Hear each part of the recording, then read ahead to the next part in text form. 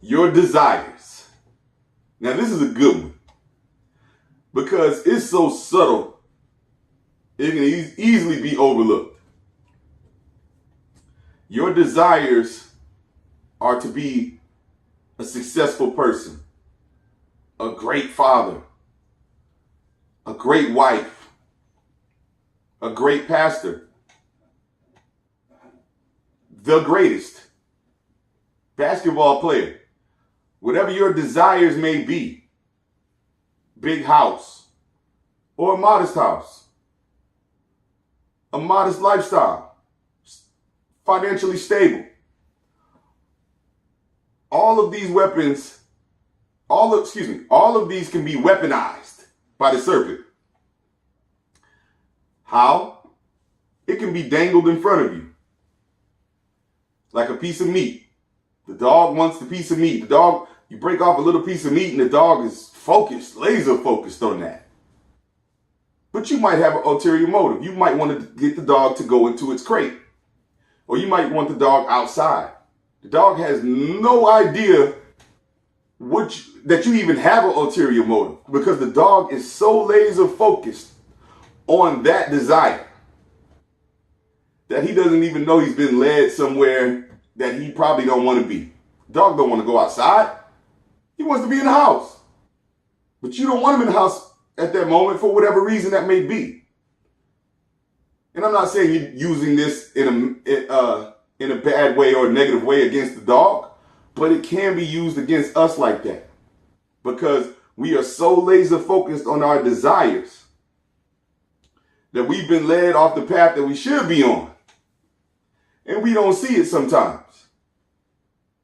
And sometimes when we look up and we realize we're lost and we look around for the path that we were on or that we were supposed to be on, it's nowhere in sight.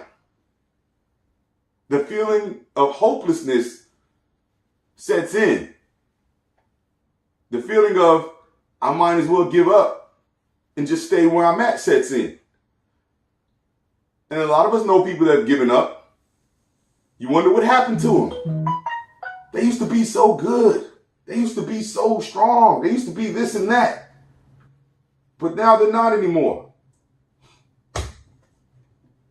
That feeling of hopelessness sets in once they had their desires worked against them. A lot of people desire family. Sometimes they want that family so bad, they might overlook the person that they've chosen to start this family with. And that person might be leading them further and further away from the path that they were on or that they were supposed to be on. They look up, see how far away they are. Path is nowhere in sight. Nowhere they look. They look 360, they see no path.